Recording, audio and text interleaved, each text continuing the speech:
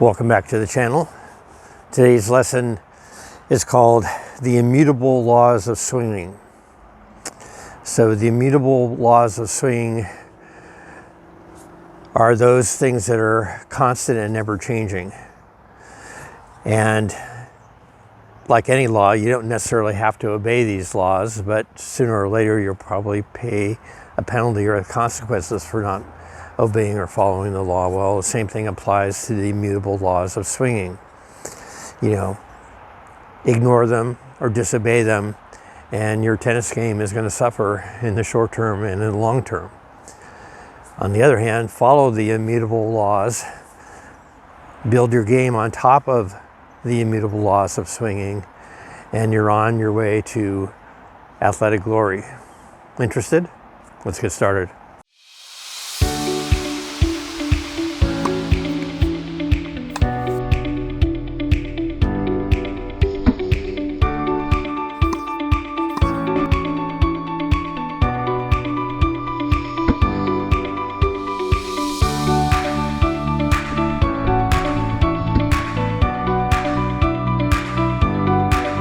Let's not waste any time.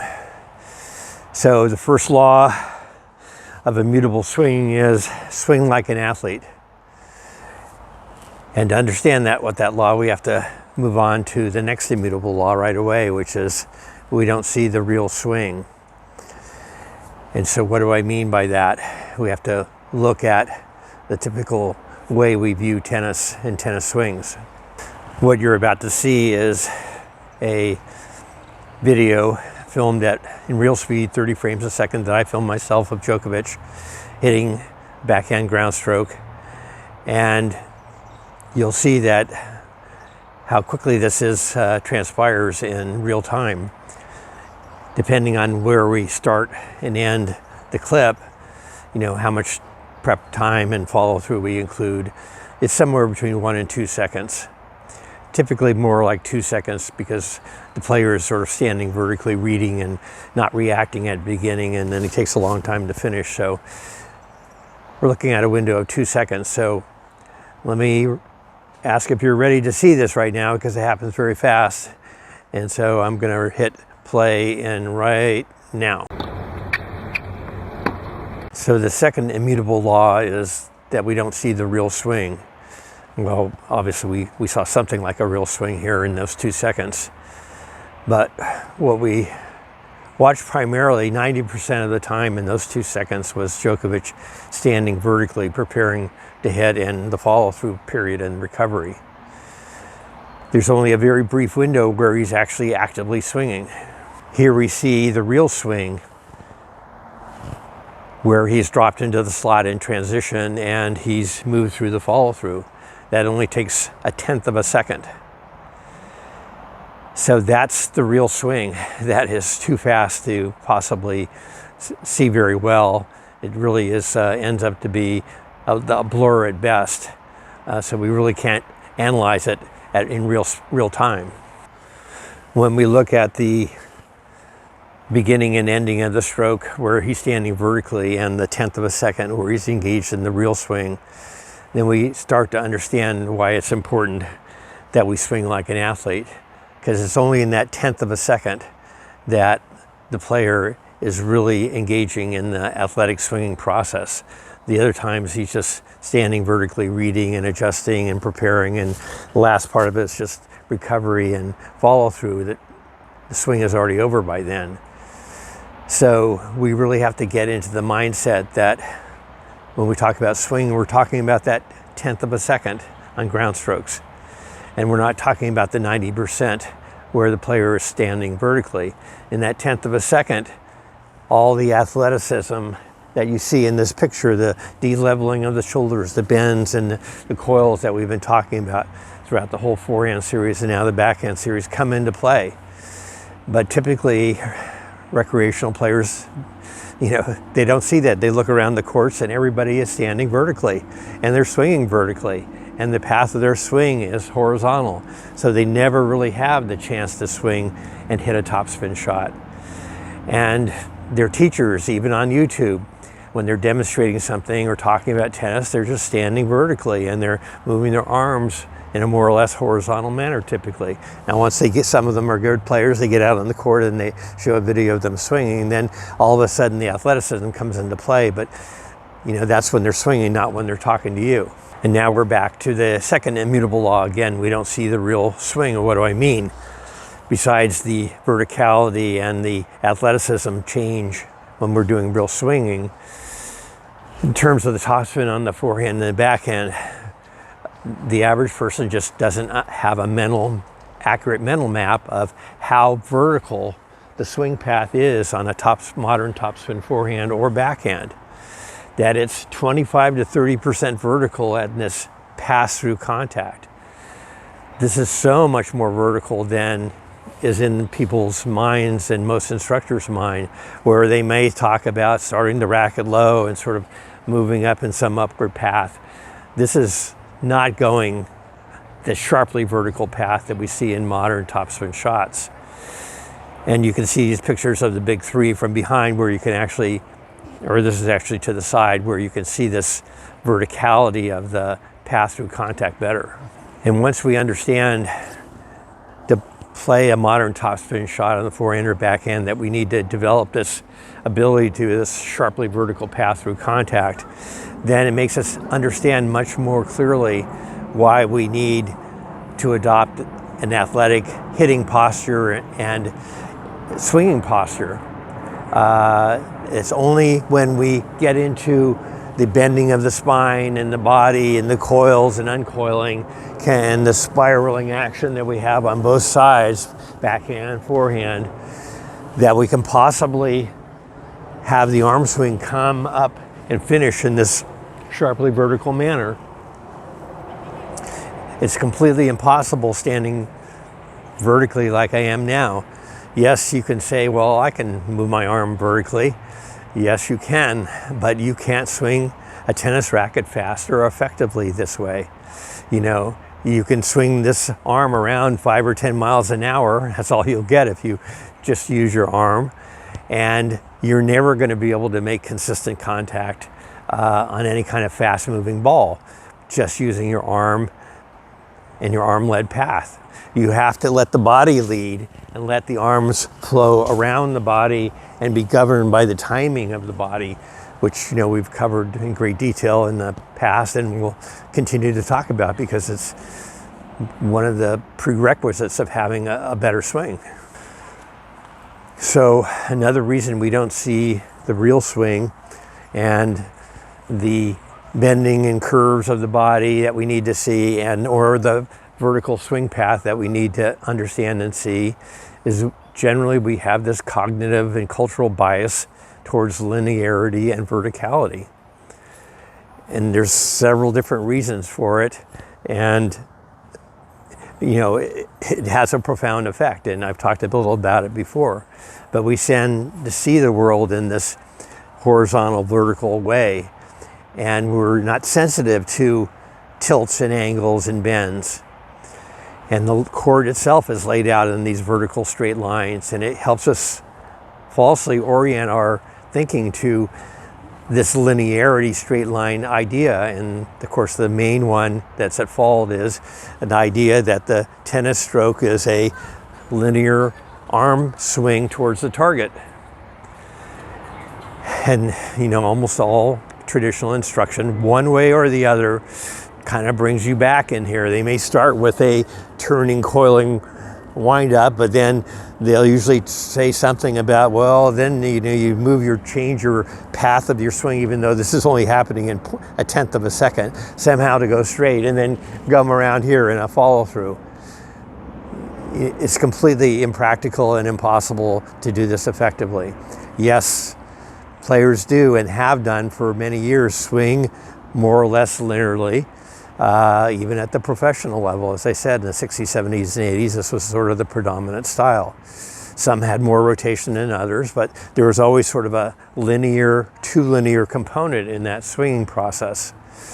After the big three came in the early 2000s, that whole model was antiquated then, and They were the big three, and the new players today are able to achieve much levels more of topspin and speed, racket head speed, with a rotational body swing and a whip action that we've been talking about in this series and in the forehand series. So maybe some of you are saying, Kim, I don't know what the heck you're talking about with this linear and vertical bias. So let me give you the most famous story that exemplifies this problem. This is the story of the American astronomer Lowell Percival, 19th century and 20th century astronomer. And you have a picture in the background here of him looking through the telescope of the observatory he built in 1894 in Flagstaff, Arizona. And Percival was particularly interested in Mars and spent many years studying it through his weak telescope power anyway. But where he saw on the surface of Mars were all of these lines, these linear lines. And his conclusion was that these linear lines had to be made by some intelligent being, you know, the Martians, the early Martians. And he knew that Mars now was without water, then there was no visible oceans or rivers or lakes on the surface of Mars. So he came up with this theory that these linear lines had to be canals that the ancient Martians used to move around water on the surface of Mars. And he wrote this book in 1908 called Mars as the Abode of Life. And he was the chief proponent that these lines that we see on Mars were really canals. And we can maybe laugh at it now, but most people during the 20th century tended to believe this, that there were really canals on Mars. And it wasn't until NASA sent the satellites around the orbit of Mars in the 60s and 70s and actually took pictures that this theory was finally debunked, that what Lowell Percival perceived as completely linear lines were not linear lines. They were crooked lines.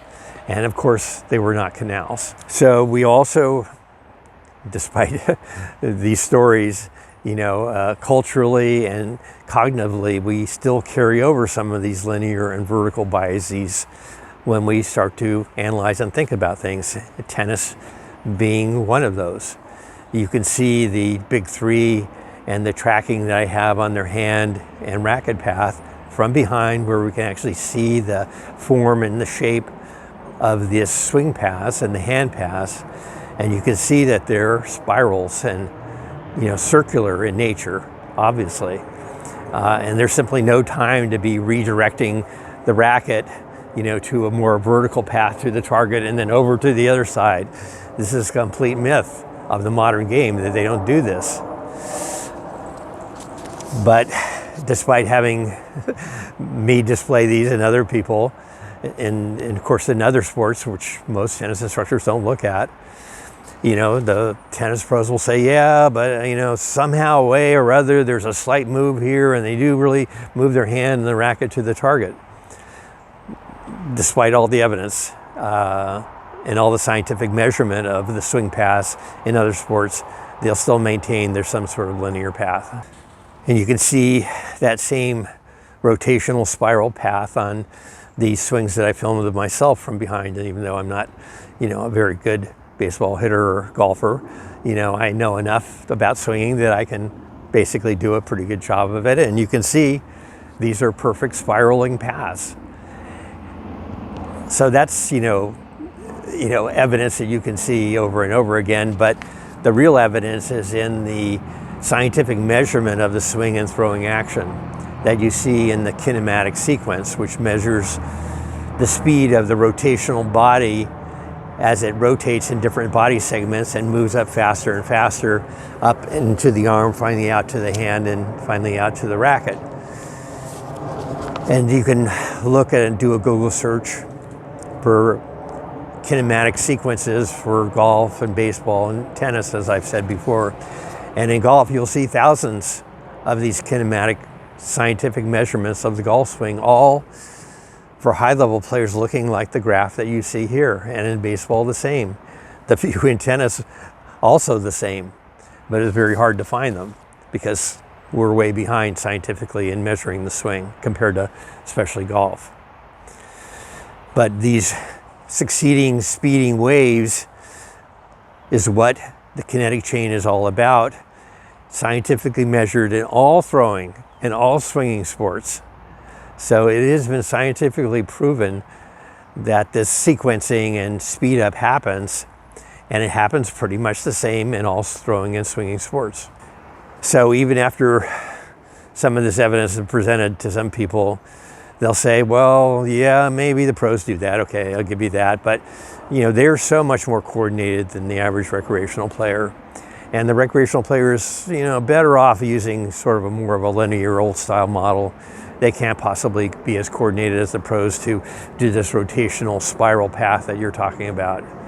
It's again another excuse to keep an older, poor technique in play. And finally, some pros will say, well, that's all true about the pros. They really do swing rotationally and, you know, all that stuff. And it's true, well, in an ideal world, maybe recreational players should play that way. But let's face it, it's too hard to teach that way, and they probably won't spend the energy to learn it. So let's just forget about that. So wrapping up this little section on the vertical and linear bias that we have, let me say conclusively that there are no canals on Mars. And let me say conclusively that there is a better technique than this old linear father's Oldsmobile type of swing technique. Swinging to the target in a linear manner with the arm and the driven by the arm and just the arm. That there's a new and better technique driven and led by the body with a whip-like release that I call the kinetic whip model, that I think you would be a lot better off building around and developing. The third immutable law of swinging is that athletes make a rotational throw or swing from a tilted position. Again, just the way most people have this vertical and linear bias, they see even the pros standing vertically and somehow they're swinging and they end up vertical. And their whole impression is that there's much more verticality in this process than there really is. In the real swing, that verticality disappears into a much more bending, athletic, moving, tilted position where the spine, as I've said in every lesson I've had when we get to the how-to section, I said you have to start with an athletic posture. And what does that mean? Is that there's always a forward tilt of the body from the hips, 20 to 40 degrees, depending on the sports. We'll look at them. And this allows us to access the middle back and rotate our bodies around this tilted forward spine angle. And there's always a lateral side bend. As I said, we drop into the slot with a side bend. Remember me saying this? Well, this side bend is important because it opens up the space behind us to drop the racket in the slot for an inside-out pathway on the backhand and the forehand side. Without that side bend, even with a forward tilt, our arms are going to swing around and we're going to have an outside-in swing path to our shots, which has all kinds of problems with it. So you see in the next slide here that in these throwing actions of the football throw and the baseball throw, there is an average typical forward tilt and lateral tilt. The lateral tilt is always to the throwing or hitting side because that's where we need the space for the slotting and the arm path for an inside-out arm path. And you can look to the other swinging sports, baseball, golf, and tennis. You know, they're slightly different, but the essential idea is exactly the same in all throwing and swinging sports, that you need some sort of forward tilt to access the rotational power of our body, and you need a lateral tilt for spacing around your body for an inside-out path, and you also need it for loading and pulling around with the core of your body in a rotational swing with a side bend. And you can see in these next slides that are behind me how similar they are in all throwing sports. You can so from the discus here, the next one is the javelin thrower. You can see the tilt and you can see the side bend. You can see it in the football throw. I think this is Josh Allen, who plays for one of the NFL teams, one of the top quarterbacks. Picture's kind of blurry, but you get the same idea. There's a forward tilt and a side bend to his throwing action. Baseball throws the same way. Tilt and side bend, forward tilt and side bend.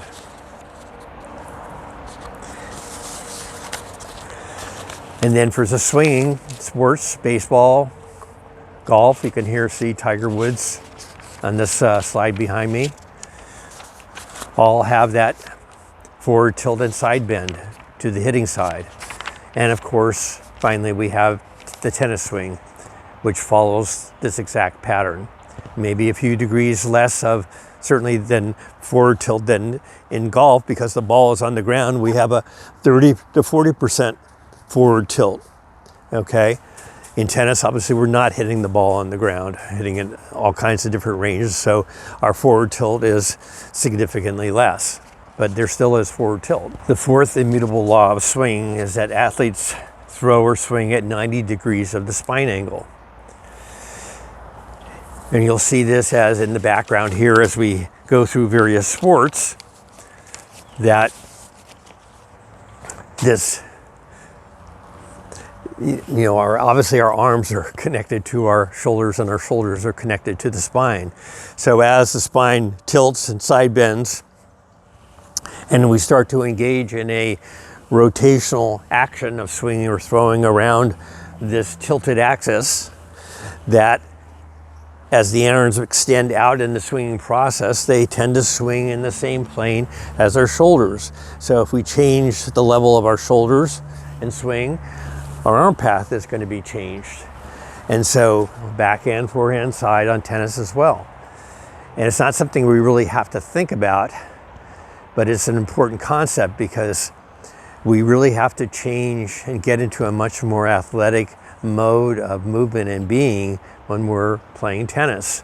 Get out of this vertical linear perspective and get into this athletic, tilted, oriented, bending and curving way, and let our focus be on our body form and actions.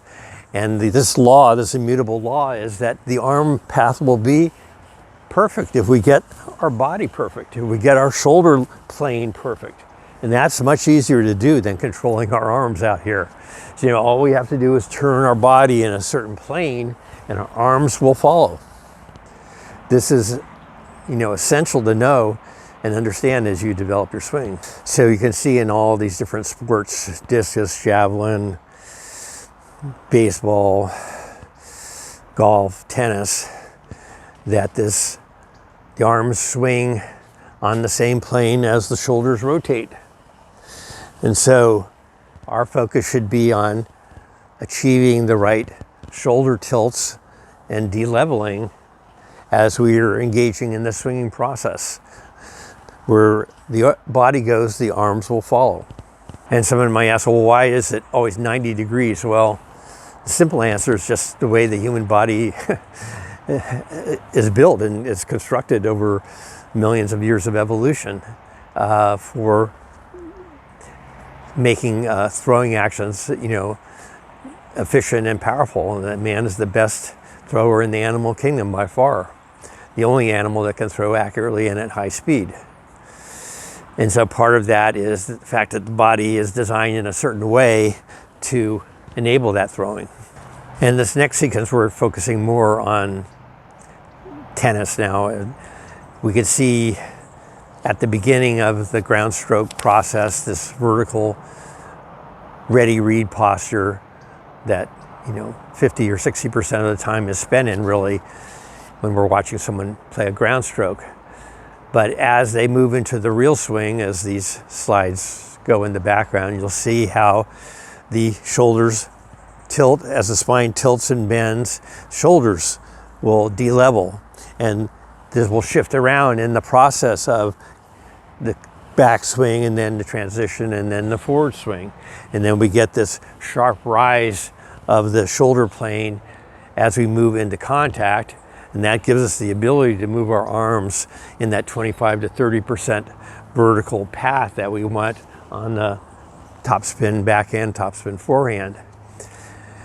And you really can't do it without all this bending and curving of the body and the de-leveling of the shoulders.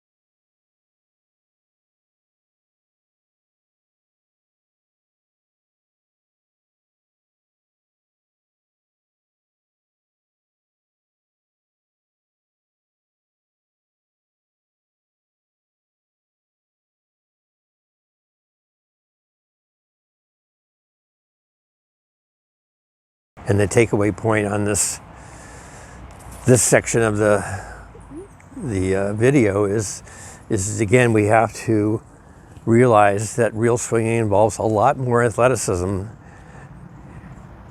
and forward bending, tilting, sliding, de-leveling than we possibly can imagine. And you can see it once they move into their real swinging mode, all this happening in a very short time. But you know, it's absolutely essential. So we have to really focus and change our thinking about how much more athletic we have to be in our swinging process. We can't possibly be standing vertical and swinging, because our arms now, if I'm standing vertical, that my arms will swing naturally at a 90% angle of my spine, right? Which is a horizontal swing path. And yes, you can try to artificially move your arms out of that swing path, but they'll want to gravitate back to that horizontal swing path, and that'll be your default, which means that you won't be hitting topspin shots. The fifth immutable law we've already sort of touched upon and been talking about is that the arm swing is parallel with the plane of the shoulder rotation. So very simply, if we're standing vertical and we have a rotational path, then my arms are swinging at 90 degrees of my spine angle, which is straight, and they're swinging horizontally. Okay, but in no good throwing and swinging sport do we swing this way. Is we have a side bend and tilt, and in tennis we're swinging, and all other sports are swinging on a tilted plane, and our arms are going, following the line and shoulder rotation on both sides. And this is true of all sports. So again, we have to get our priorities straight. It's the body that we need to be thinking about first in swinging. And we have to get the body form and the body movements down correctly in order to get the arm swing correctly.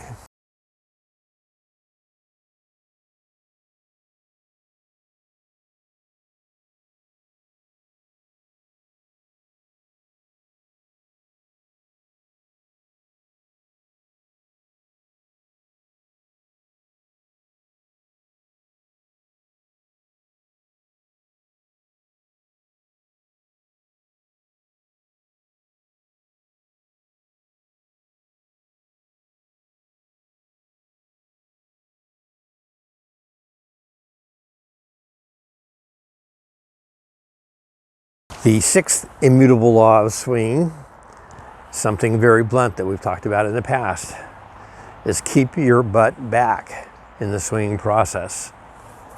In the background here you see Tiger Woods, the greatest golfer of the latest generation, was the #1 player in the world for 13 years.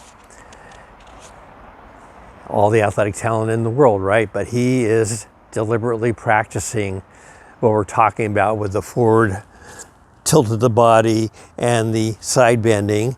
And as we do that, of course, especially in golf where you have a much steeper forward angle, your butt has to be back to do this. And he's exaggerating, which of course we should do in practice to break old habits. Really get that butt back and keep the butt back in as we process through our swing mode. And only as we come up and through the shot does the torso raise up and straighten up again into this vertical posture. But by then the vertical path that we need is already passed. And I've talked about this before with problems with other players' technique, like Coco Gauff. She seems to have corrected things lately with a new coach, and she won the WTA finals, which was great. But you know, she's had this problem continuing on her forehand side, and no one really, you know, understands it. They say, well, maybe it's her extreme grip, or she's not, you know, rotating enough, and that's probably true. But as I said, the major problem is that she starts back and then she immediately starts to straighten her body. Once we straighten our body before the swing happens, then we've shut down all the power of rotation of our body. We can't access the middle back and cervical spine anymore, where we have 45 degrees of rotation on each side, and we can only rotate around our lumbar spine and lower back, which is only 5%. So the body shuts down, and now instead of a body-driven swing, now we're suddenly with an arm-driven swing that's very inconsistent and pretty much very difficult to make good contact consistently, and slows down the hand as well. And so that's the major problem on our forehand, but it's relatively invisible to the commentators and analysts on TV that grew up in that old linear model where people did stand very vertically and they swang more on a horizontal path, where an Eastern forehand grip is the appropriate sort of horizontal hinging action. But it's not the appropriate action for this topspin shot that's better with a Western and semi-Western grip. So her Western grip is not the problem on her forehand. It's something to do with her body and straightening and extending her hips forward into the shot, changing the contact point of contact, making it very inconsistent. And the same thing, of course, happens with recreational players who have too vertical a posture, is that their swing path is going to be too horizontal, and it's going to be a arm-driven, arm-led swing, which is going to be hard to make consistent. So the butt back law is that, you know, when we drop into our hitting posture, this tilted lateral side bend, we need to have our butt down and keep it down, and even extend it further back as we swing through, and maintain this tilted axis until we're passing through contact, and then it can straighten up. The same with golf, same with baseball, and the same with tennis. Now, of course, during practice, we're trying to break old habits, we exaggerate. So you see these two pictures where Tiger is exaggerating the bending and the butt back idea, and that if you see his actual shot, there isn't that much as you see in that exaggeration. And that's okay, and that's the way it'll be for you as well. First exaggerate in practice, and then you'll see less of it in your actual swing, but you still need to see some of it. That's the point. In terms of the immutable law of butt back swinging, I want to bring you the example of Andy Roddick. So Andy Roddick had a great serve and topspin forehand, as you know, and it led him to become the #1 player in the world and win the US Open in 2003. So, you know, a major breakthrough and achievement for him. But,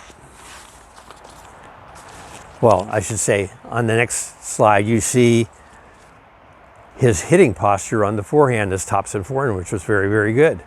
And you can see how deep that posture is and how much his butt back is and how he keeps it back in this dynamic rotational topspin shot that he had. Very good technique. But on the next slide, you see in the background, you see his backhand. And now we have a very different picture. We have a breakdown in the immutable law of keep your butt back, which essentially he didn't in his backhand. And you can see that how shallow his posture is and how his butt has come up and straightened. And what does that do? Again, it shuts down the rotation of the body and the power of the body and makes this into an arm-only, arm-driven swing, which is exactly what he had for his whole career. He never was able to overcome it. And we'll get more into this in the backhand series coming up. Again, he's going to show a much slower and awkward arm-driven backhand topspin kind of shot. And this, Andy's story, he was the #1 player in the world in 2003, and he was the top American player for 8 years. But there were certain weaknesses in his game. The backhand, the volley, movement were weaker parts of his game, and he basically was trying to ignore the immutable laws of good swinging, and he never did improve these areas. And his career, I think, success was limited. I think everyone acknowledges that. And people will say, well, he had to play during the era of the big three, and he wasn't maybe as athletic as those guys, and these kind of things. But in fact, from 2004 to 2007, his ranking and his win-loss record against Novak Djokovic he had a better win-loss. He had a 5 wins and 1 loss record against Djokovic. You could say he was dominating Djokovic in those early days. But that dominance stopped about 2007 and reversed itself, obviously. And he never was able to win another Grand Slam title. And Djokovic, who improved every aspect of his game, and he had many weaknesses when he started, volleying, approaching the net, serving. People say, well, he was so athletic or had so much flexibility, but he had a lot of weaknesses, but he fixed all those weaknesses. And now he stands at 24 Grand Slams. So I don't think it's just about athleticism by any means. It's about the immutable laws of swinging, is that, if you have an area of weakness, you need to fix it. So we're at the conclusion of our movement map overview lesson today. There's no how-to deliberate segment to this lesson. It would take far too long to cover the how-to of all these things. But there are some things you could just take away today to improve your tennis. And just keeping these 2 laws in mind, swing like an athlete and keep your butt back. You can take those 2 ideas out to the court today. Now, how would you do it? Well, I would advise you to get your physical warm-up before you walked out on the court to play your match. And so you're not spending your time warming up, you're already warmed up, and then you spend those 5 or 10 minutes in the hitting warm-up focusing on these 2 ideas, swing like an athlete and keep your butt back. And you can start to get into a different kind of mentality. You're probably going to lose that mentality once the match starts. You lose it at different times, but you started the process. And then after that match, you can reflect back on it and think about these things, and then keep practicing swinging like an athlete and keeping your butt back. And over time, this will become second nature to you, and your game will start to rise. I guarantee it, and so do all the skills acquisition experts and the top coaches in other sports guarantee it. As you keep out swinging at developing your game on these immutable law principles, and your game is going to keep getting better, and if you keep at it for a long time, well, you're going to achieve some athletic glory, I guarantee it. With that, everyone have a happy Thanksgiving.